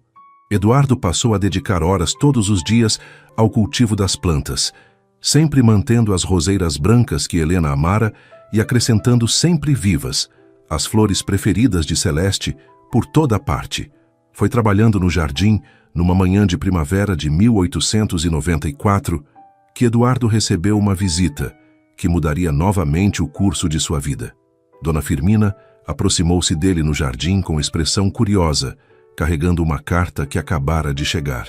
"Barão", disse ela, "chegou uma correspondência estranha. É de um advogado de Santos, mas mencionam a menina Celeste." Eduardo interrompeu imediatamente o que estava fazendo e tomou a carta das mãos da governanta. O remetente era Dr. Joaquim Almeida, advogado e testamenteiro. Com mãos trêmulas, Eduardo abriu o envelope. A carta revelava uma informação que o deixou sem fôlego. Celeste, nos últimos dias de vida, havia ditado uma carta para ele ao advogado, pedindo que fosse entregue caso algo lhe acontecesse. O advogado, que havia estado ausente da cidade cuidando de outros assuntos, só recentemente tomara conhecimento do óbito e da existência da carta. Eduardo desdobrou o papel anexo com extremo cuidado, reconhecendo imediatamente a letra cuidadosa de Celeste, claramente escrita sob ditado. "Meu querido Eduardo, se está lendo esta carta, é porque meus temores se confirmaram e a doença me venceu. Não quero que se culpe pelo que aconteceu. A decisão de partir da fazenda foi minha, tomada por amor e para proteger aquilo que você construiu com tanto esforço. Quero que saiba que os meses que passei ao seu lado foram os mais felizes da minha vida. Pela primeira vez, senti-me valorizada não apenas pelo meu trabalho, mas por quem eu realmente era. Você me viu como mulher inteligente e sensível quando o mundo só enxergava uma criada. Sei que sofre com nossa separação tanto quanto eu sofri, mas peço que não deixe essa dor defini-lo. Helena lhe ensinou a amar profundamente. Eu espero ter lhe ensinado que o amor verdadeiro, às vezes, exige sacrifícios dolorosos. Não se feche novamente ao mundo. A fazenda precisa de sua liderança. As pessoas ao seu redor precisam de sua bondade. E você precisa perdoar a si mesmo pelas escolhas que ambos fizemos. Se um dia encontrar alguém que possa lhe trazer felicidade novamente, não hesite. Não cometa o erro de achar que amar outra pessoa seria uma traição à minha memória. O coração que ama verdadeiramente uma vez pode amar novamente, e isso não diminui nenhum dos amores. Cuide do jardim por mim. As roseiras de Helena e as sempre vivas que plantei. Que elas floresçam juntas como símbolo de que diferentes amores podem coexistir em paz. Com todo o meu amor eterno, Celeste. Eduardo leu a carta 3 vezes antes que as lágrimas o impedissem de continuar. Eram lágrimas diferentes das que havia derramado desde a morte de Celeste. Não eram apenas de dor, mas também de alívio e, surpreendentemente, de paz. Dona Firmina, que havia observado sua reação com crescente preocupação, aproximou-se dele. "Barão, está bem? Quer que chame alguém?" "Estou bem", respondeu ele, limpando os olhos e dobrando cuidadosamente a carta. "Na verdade, estou melhor do que estive em muito tempo." Olhou ao redor do jardim, onde as roseiras de Helena floresciam ao lado das sempre vivas de Celeste. "Ela me perdoou, Dona Firmina. Mesmo morrendo, ela encontrou forças para me perdoar." Nos dias que se seguiram, Eduardo pareceu renascer. A carta de Celeste havia tirado de seus ombros um peso que o esmagava desde sua morte. Ele se envolveu com renovado entusiasmo nos projetos educacionais, passou mais tempo com os vizinhos que haviam permanecido leais após sua confissão pública e até mesmo recomeçou a pintar, algo que não fazia desde os tempos de Helena. Foi num desses momentos, pintando no ateliê improvisado que havia montado numa das salas menos usadas da casa, que recebeu outra visita inesperada. Era Maria José, a viúva do professor da cidade, que havia perdido o marido no ano anterior e agora sustentava sozinha os 3 filhos pequenos dando aulas particulares. Barão Eduardo, disse ela timidamente, vim agradecer pela bolsa de estudos que concedeu ao meu filho mais velho. Significa mais para nossa família do que o senhor pode imaginar. Eduardo conhecia Maria José há anos, mas sempre de forma superficial, como se conhece os membros respeitados de uma pequena comunidade. Agora, observando-a com atenção, viu uma mulher de aproximadamente 35 anos, de beleza discreta, mas marcante, com olhos inteligentes que lembravam de forma estranha os de Celeste. Não precisa agradecer, respondeu ele, limpando as mãos na toalha para cumprimentá-la adequadamente. Seu filho tem talento excepcional. É um investimento no futuro da região. Maria José sorriu com genuína gratidão. Mesmo assim, sei que não precisa fazer isso. Desde que criou a escola e o fundo de bolsas, muitas famílias se beneficiaram de sua generosidade. Conversaram por mais alguns minutos, e Eduardo ficou impressionado com a inteligência e sensibilidade da mulher. Quando ela se despediu, deixou para trás uma sensação de calma e bem-estar que Eduardo não experimentava há muito tempo. As visitas de Maria José tornaram-se mais frequentes nas semanas seguintes, sempre com desculpas relacionadas à educação dos filhos ou ao funcionamento da escola.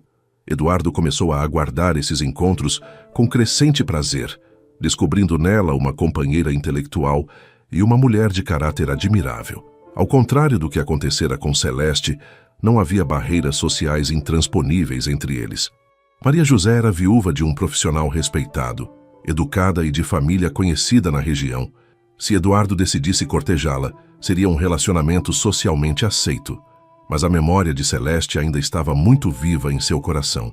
Havia dias em que se sentia culpado por experimentar emoções positivas na companhia de outra mulher, como se isso fosse uma traição ao amor que havia custado tão caro.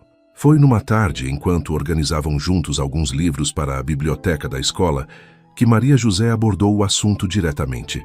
Eduardo, disse ela, haviam abandonado as formalidades depois de semanas de convivência. Posso fazer-lhe uma pergunta pessoal? Ele assentiu, curioso e ligeiramente apreensivo. O senhor ainda ama aquela moça que morreu em Santos? Não era uma pergunta, mas uma constatação gentil. Posso ver isso na forma como olha para o jardim, na melancolia que às vezes toma conta de seus olhos. Eduardo hesitou, depois decidiu pela honestidade que havia se tornado sua marca registrada. Sim, admitiu. Amo Celeste e sempre amarei, mas... Parou, procurando as palavras certas. Mas... encorajou Maria José suavemente. Mas ela me escreveu uma carta antes de morrer, continuou Eduardo, pedindo para que eu não me fechasse ao mundo, para que não permitisse que a dor me impedisse de viver plenamente. Olhou diretamente nos olhos de Maria José. Disse que o coração pode amar mais de uma vez sem que isso diminua nenhum dos amores. Maria José sorriu com compreensão. Era uma mulher sábia. E você, acredita nisso? Eduardo considerou a pergunta por longos momentos. Estou aprendendo, disse finalmente. Estou aprendendo que talvez seja possível honrar o passado sem se tornar prisioneiro dele. Eles se olharam em silêncio, ambos compreendendo que havia chegado a um ponto de definição em seu relacionamento nascente. Eduardo estendeu a mão e tocou gentilmente o rosto de Maria José. Você me faz lembrar que ainda estou vivo, murmurou ele, que ainda posso sentir alegria, esperança, até mesmo amor novamente. E você me faz lembrar, respondeu ela cobrindo a mão dele com a sua, de que é possível recomeçar depois da perda, que é possível construir felicidade sobre os escombros da tristeza. 6 meses depois, numa cerimônia simples, mas emocionante na capela da fazenda, Eduardo Vasconcelos casou-se com Maria José Almeida. Era um contraste marcante com a pompa que havia cercado seu primeiro casamento com Helena. Desta vez, apenas amigos próximos e familiares diretos estavam presentes. Mas havia algo profundamente significativo naquela simplicidade. Eduardo não estava mais preocupado em impressionar a sociedade ou manter aparências. estava genuinamente feliz, pela primeira vez em anos, e isso se refletia em cada detalhe da cerimônia. No altar, enquanto trocavam votos, Eduardo sentiu uma presença quase palpável ao seu lado. Não era um sentimento sobrenatural ou místico, mas a certeza profunda de que tanto Helena quanto Celeste aprovariam sua escolha. Helena, porque sempre desejara sua felicidade acima de tudo. Celeste, porque havia explicitamente pedido em sua carta que ele não se fechasse ao amor novamente. Maria José trouxe para a fazenda não apenas sua própria alegria e inteligência, mas também seus 3 filhos, 2 meninos de 12 e 10 anos e uma menina de 8. A casa grande, que havia ecoado vazia por tanto tempo, encheu-se novamente de vozes jovens, risos e a energia caótica que apenas crianças podem proporcionar. Eduardo descobriu, para sua própria surpresa, que tinha jeito para a paternidade adotiva. Os meninos logo o adotaram como figura paterna, respeitando sua autoridade, mas também aproveitando sua paciência e sabedoria. A menina, inicialmente tímida, gradualmente se rendeu ao charme do padrasto, que lhe contava histórias à noite, e a ensinava a identificar diferentes tipos de flores no jardim. O jardim, aliás, tornou-se símbolo perfeito da nova fase da vida de Eduardo. As roseiras de Helena continuavam florescendo magníficas. As sempre vivas de Celeste espalhavam sua beleza discreta por todos os canteiros. E agora, Maria José havia acrescentado suas próprias contribuições. Jasmins que perfumavam as noites de verão e violetas que traziam cor aos dias mais sombrios do inverno. Era como se todas as mulheres que haviam amado Eduardo tivessem deixado suas marcas naquele espaço, criando uma harmonia que falava de continuidade em vez de ruptura, de amor compartilhado em vez de amor exclusivo. 2 anos após o casamento, a escola que Eduardo havia criado tornou-se referência na região. O que começara como um projeto simples para honrar a memória de Celeste havia se transformado numa instituição respeitada que recebia alunos de fazendas vizinhas e até mesmo da cidade. Maria José, com sua experiência como professora, assumiu naturalmente a direção pedagógica da escola, enquanto Eduardo cuidava dos aspectos administrativos e financeiros. Juntos, desenvolveram métodos inovadores que combinavam o ensino tradicional com atividades práticas relacionadas à vida rural. A escola tinha uma característica especial: não fazia distinção entre alunos ricos e pobres. Filhos de fazendeiros estudavam lado a lado, com filhos de empregados rurais, algo revolucionário para a época. Era, de certa forma, a materialização dos ideais que Celeste havia defendido, que o valor de uma pessoa não se media por sua origem, mas por seu caráter e potencial. Um dia, enquanto supervisionava uma aula de leitura, Eduardo observou uma cena que o emocionou profundamente. Uma menina pobre, filha de um trabalhador rural, lia em voz alta para a turma um trecho de Machado de Assis. O mesmo autor que Celeste havia discutido com ele naquela tarde distante na biblioteca. A menina lia com a mesma paixão que Celeste demonstrara, fazendo comentários perspicazes sobre os personagens e suas motivações. Por um momento, Eduardo viu Celeste naquela criança. A inteligência natural que transcende barreiras sociais, a sede de conhecimento que não se deixa limitar pelas circunstâncias. Maria José, disse ele depois da aula, quero estabelecer um prêmio especial, uma bolsa de estudos integral para a capital, destinada ao aluno mais dedicado de cada ano, independente de sua origem social. É uma ideia maravilhosa, concordou sua esposa. Como pretende chamá-lo? Eduardo não hesitou.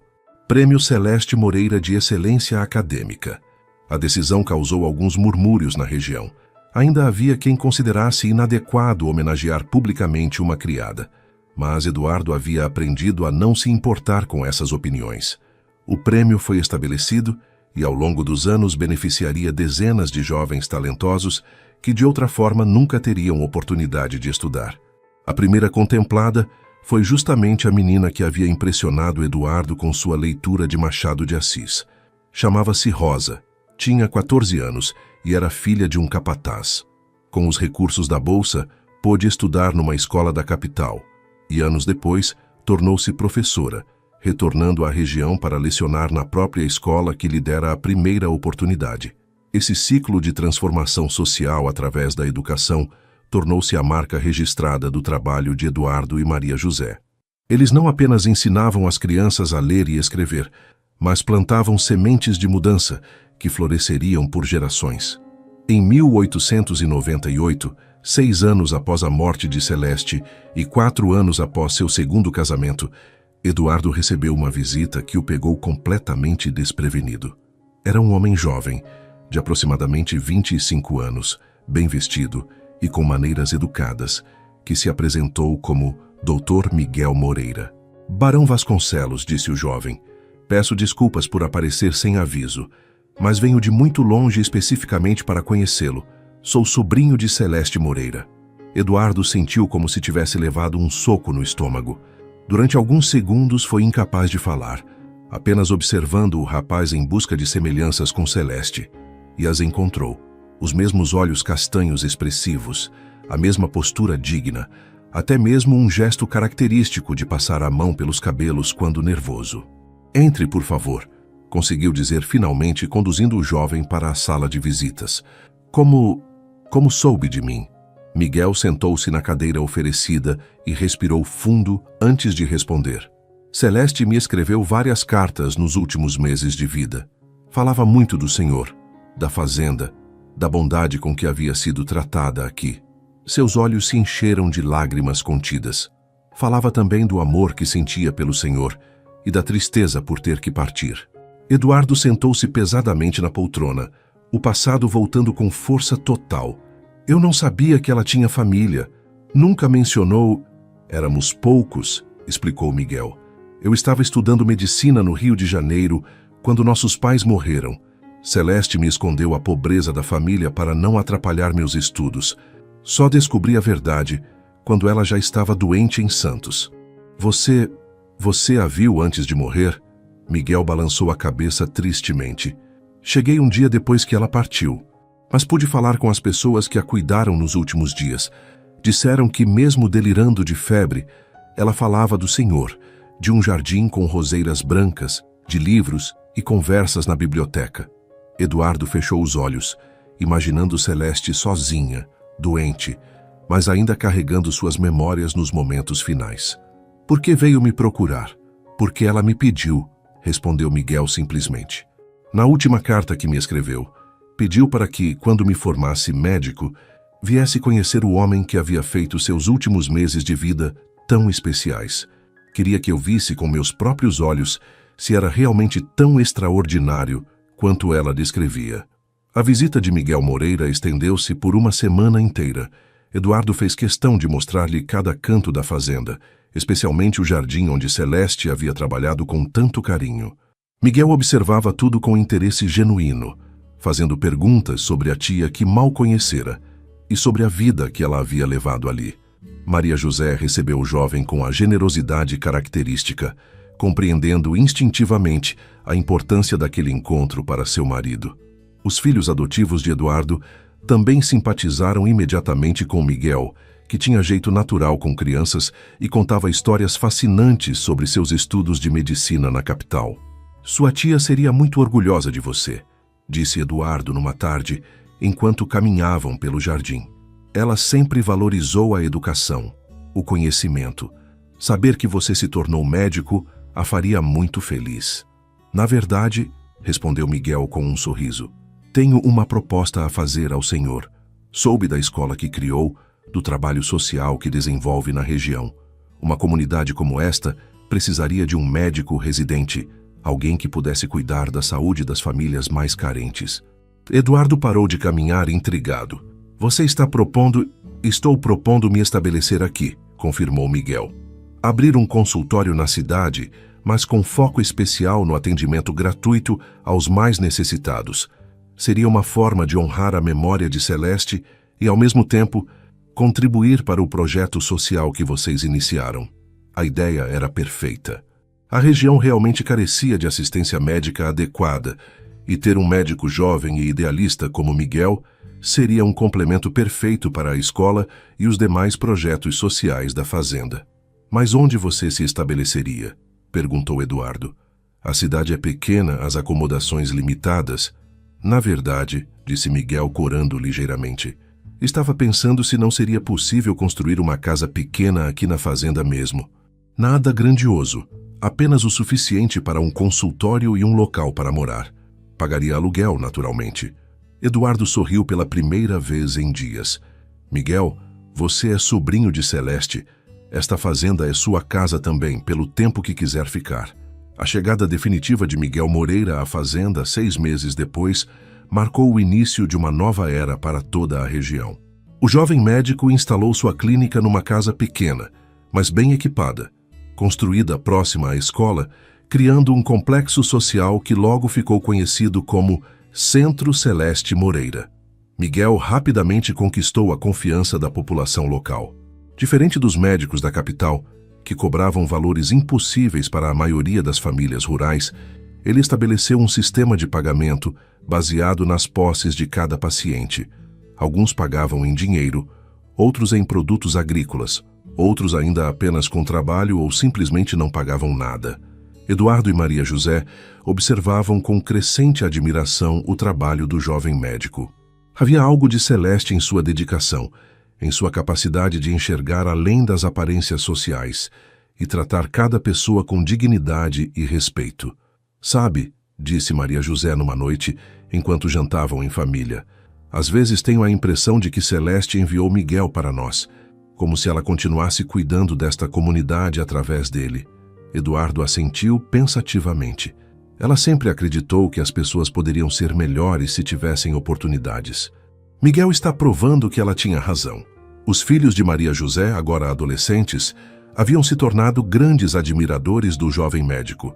Carlos, o mais velho, declarara sua intenção de seguir os passos de Miguel e estudar medicina. Ana, a menina que Eduardo havia visto crescer, mostrava interesse em tornar-se professora. A escola continuava crescendo. A clínica atendia cada vez mais pacientes, e a fazenda, que um dia havia sido apenas uma propriedade rural próspera, transformara-se num centro de transformação social. Mas talvez a mudança mais significativa fosse a que havia ocorrido no próprio Eduardo. O homem austero e melancólico que Celeste encontrara anos antes havia se tornado alguém completamente diferente, ainda sério quando necessário, mas caloroso, generoso e profundamente comprometido com o bem-estar de sua comunidade. Em 1902, 10 anos após a morte de Celeste, Eduardo decidiu escrever suas memórias. Não para publicação, era um homem demasiadamente reservado para isso, mas para deixar um registro da transformação que havia vivenciado. Sentado em seu escritório, com a vista para o jardim onde 3 mulheres haviam deixado suas marcas, Eduardo refletia sobre os caminhos estranhos que a vida havia tomado. Se alguém lhe dissesse, naqueles dias sombrios após a morte de Helena, que ele seria novamente feliz, que encontraria propósito em ajudar outros, que transformaria uma fazenda numa pequena utopia social, ele teria considerado isso impossível. A vida, escreveu ele, raramente segue os planos que fazemos para ela. Às vezes, o que consideramos tragédia é apenas o universo, nos forçando a descobrir versões melhores de nós mesmos. Maria José entrou no escritório, trazendo-lhe uma xícara de café. Aos 42 anos, ela estava mais bonita que nunca, com fios prateados nos cabelos e rugas de expressão que falavam de uma vida rica em sorrisos. Escrevendo suas memórias? Perguntou ela, lendo por cima do ombro dele. Tentando entender como chegamos até aqui, respondeu Eduardo, puxando-a para se sentar em seu colo.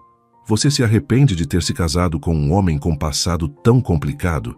Maria José riu, beijando-o no topo da cabeça. Eduardo Vasconcelos, você é o homem mais íntegro que conheço. Seu passado não é complicado, é humano. E foi exatamente sua humanidade que me fez me apaixonar por você. Naquele momento ouviram vozes no jardim. Era Miguel, que havia voltado de uma viagem à capital, conversando animadamente com Carlos sobre as novidades da medicina moderna. Ana corria atrás de Sultão, o mesmo gato que anos antes havia causado o primeiro riso compartilhado entre Eduardo e Celeste. Sabe o que acho mais incrível em tudo isso? Disse Maria José, observando a cena pela janela. É como o amor pode se multiplicar em vez de se dividir. Você não ama Helena menos por ter me amado. Não me ama menos por ter amado Celeste. O amor verdadeiro é assim, cresce quando é compartilhado. Eduardo assentiu, compreendendo finalmente uma verdade que havia levado anos para aceitar. O coração humano não era um recipiente com capacidade limitada, mas sim uma fonte que jorra com mais força quanto mais é usada. Em 1912, 20 anos após a morte de Celeste, a Fazenda Santa Clara celebrava seu 20º aniversário como centro educacional e social. O que começara como uma pequena escola rural havia se transformado numa instituição que já havia beneficiado centenas de famílias. Eduardo, agora com 62 anos, caminhava pelo jardim com seus netos, filhos de Carlos, que havia se tornado médico e se associado a Miguel na clínica, e de Ana, que havia se tornado professora e assumido a direção da escola. O jardim estava mais belo que nunca. As roseiras de Helena, cuidadas por 3 gerações, formavam um arco majestoso sobre o caminho principal. As sempre vivas de Celeste espalhavam-se por todos os canteiros, resistentes e constantes como sua memória. Os jasmins de Maria José perfumavam as tardes de verão. E agora havia também flores plantadas pelos netos, girassóis alegres que sempre buscavam a luz. "Vovô?", perguntou a neta mais nova, uma menina de 5 anos com os olhos curiosos característicos da família. "Por que você cuida tanto deste jardim?" Eduardo sorriu, ajoelhando-se para ficar na altura da criança. "Porque este jardim conta a história de nossa família pequena. Cada flor representa alguém importante que passou por nossa vida e deixou um pedacinho de amor aqui. Mesmo as pessoas que já morreram, especialmente as pessoas que já morreram", respondeu ele suavemente. "A morte do corpo não mata o amor, não mata as boas lembranças, não mata o bem que uma pessoa fez no mundo." A menina pareceu satisfeita com a resposta e voltou a brincar. Eduardo levantou-se, sentindo o peso dos anos, mas também a satisfação de uma vida bem vivida. Maria José aproximou-se dele, agora com 61 anos, ainda bela e elegante. "Em que está pensando?", perguntou, tomando seu braço. "Estava pensando", disse Eduardo, "que Celeste estava certa. O amor verdadeiro é eterno, porque se transforma em ação, em legado, em mudança positiva no mundo. Ela morreu, mas continua viva em cada criança que aprende a ler em nossa escola, em cada paciente que Miguel atende, em cada vida que conseguimos melhorar." Eduardo Vasconcelos morreu pacificamente em 1915, aos 65 anos, cercado por sua família e pelos amigos de uma vida inteira. Suas últimas palavras foram de gratidão, pela segunda chance que a vida lhe havia dado, pelas mulheres que havia amado, pelos filhos que havia criado, pela comunidade que havia ajudado a transformar. Seu funeral foi diferente de qualquer outro que a região havia presenciado. Não houve distinção de classes sociais. Fazendeiros ricos caminharam lado a lado com trabalhadores rurais. Ex-alunos da escola viajaram de longe para prestar suas homenagens. Famílias inteiras que haviam sido beneficiadas pelos projetos sociais compareceram para se despedir. Miguel Moreira, agora um homem de 42 anos e médico respeitado em toda a região, fez o discurso de despedida. "Eduardo Vasconcelos", disse ele, "foi um homem que aprendeu as lições mais importantes da vida através da dor e do amor. Aprendeu que a verdadeira nobreza não vem do berço, mas do caráter. Aprendeu que o amor verdadeiro não exclui, mas inclui. E aprendeu que uma vida só tem valor quando é vivida em serviço aos outros." O túmulo de Eduardo foi colocado no pequeno cemitério da fazenda, próximo ao de Helena. Por sua vontade expressa, a lápide não mencionava títulos nobiliárquicos ou posses materiais. Dizia simplesmente: "Eduardo Vasconcelos. Amou muito e foi muito amado. Transformou dor em esperança." Maria José viveu ainda 15 anos após a morte do marido, continuando o trabalho na escola e supervisionando os projetos sociais. Quando morreu, em 1930, foi enterrada ao lado de Eduardo, e sua lápide dizia: "Maria José Vasconcelos, professora, mãe, companheira." Plantou sementes de sabedoria que florescerão para sempre. Mas a história não termina com as mortes. O Centro Celeste Moreira continuou crescendo, geração após geração. Carlos e Ana, os filhos adotivos de Eduardo, transmitiram aos próprios filhos os valores que haviam aprendido. Miguel nunca se casou, dedicando-se integralmente à medicina e aos cuidados com a comunidade, mas criou uma dinastia de médicos jovens que seguiram seu exemplo. Hoje, mais de um século depois dos eventos desta história, a Fazenda Santa Clara ainda existe. Foi transformada em fundação beneficente, administrada pelos descendentes de Eduardo Vasconcelos e por uma junta de pessoas comprometidas com os ideais que ele defendeu. A escola evoluiu para um colégio técnico que oferece formação profissional gratuita para jovens carentes. A clínica tornou-se um pequeno hospital comunitário. O jardim foi transformado num parque público, onde famílias de toda a região vêm passear aos domingos. Uma placa de bronze, colocada na entrada do parque, conta resumidamente a história de Eduardo e das 3 mulheres que marcaram sua vida. Helena, que lhe ensinou o primeiro amor. Celeste, que lhe ensinou que o amor verdadeiro transcende barreiras sociais. E Maria José, que lhe ensinou que é possível reconstruir a felicidade sobre os escombros da dor. Mas há outro monumento, mais discreto e mais poderoso. É o jardim em si, onde ainda florescem lado a lado as roseiras brancas de Helena, as sempre vivas de Celeste e os jasmins de Maria José. E junto delas, plantadas por gerações sucessivas de visitantes, milhares de outras flores que formam um mosaico colorido de memórias e esperanças. Dizem que nas tardes de domingo, quando o vento sopra suavemente entre as flores, ainda é possível ouvir ecos de conversas antigas, uma baronesa rindo enquanto posa para um retrato, uma criada corajosa defendendo seus sonhos, um barão viúvo aprendendo que o coração pode amar infinitamente. Esta é a história de Eduardo Vasconcelos, o homem que descobriu que o verdadeiro amor não morre nunca, apenas se transforma, se multiplica, se perpetua através das vidas que toca e das mudanças que inspira. E esta é também a história de Celeste Moreira, a criada que provou que a grandeza de uma alma não se mede pela posição social, mas pela capacidade de amar, de sacrificar-se pelos outros e de deixar o mundo um pouco melhor do que estava quando chegamos a ele. Porque no final das contas todos nós somos apenas de passagem neste mundo. O que permanece é o amor que damos e o bem que fazemos. E isso, meus queridos leitores, é a única forma verdadeira de imortalidade. Obrigado por acompanharem esta jornada através do tempo e do coração humano.